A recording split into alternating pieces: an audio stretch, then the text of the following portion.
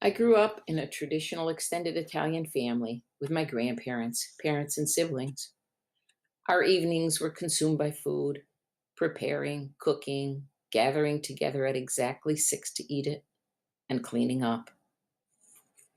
The ingredients usually came from our large garden plots and were prepared by our live in chef, my mother. On holidays, all of our relatives, along with the parish priest, descended on our household for the main meal. The centerpiece of these multi course meals was my mother's handmade spaghetti, a time consuming and complicated task that required several days' time and culinary skill. A volcano shaped heap of flour was set up in the center of the kitchen table. A dozen or so eggs were cracked into the volcano's waiting mouth. Being careful not to let the fluid spill down the side of the flour volcano, the eggs were slowly worked into the flour from the top down until it was one dough ball. The process of kneading the dough was physically exerting, and, my mother said, only stopped when it felt and looked like satin. It had to be rolled out with a very large pin, more like a broom handle, until you could actually read the newspaper through it. It would then be left out to dry for just long enough.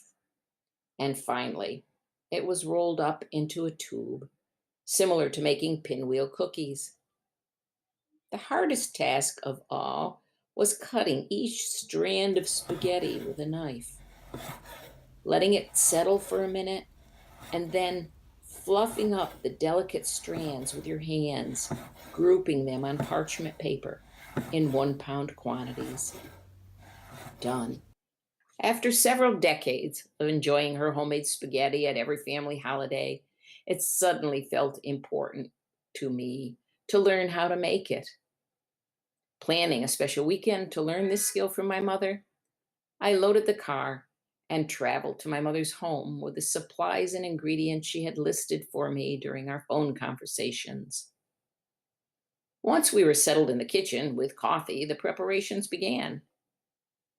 The flour, with its volcanic opening, was on the table, and eggs were cracked directly into it. Suddenly, my mother began to get nervous and had to take over. I just need to be sure eggshells didn't get into the dough. And so each step, she would go from telling me what I should do next to immediately needing to do it herself to make sure it didn't get lumpy or be sure that it was kneaded till satiny.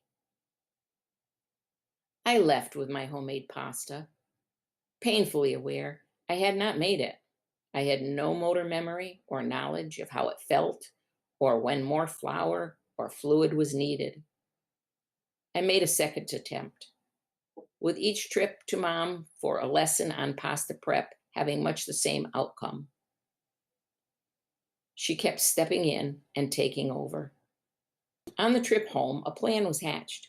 I knew what I had to do. I began making pasta in my own kitchen when I knew she would be in hers. So when I was not sure about something, I would call her and have her talk me through it without having the task removed from my hands. After many tries, my skills are improving. But I must admit that the outcome does not match my mother's perfectly light and fluffy spaghetti, at least not yet.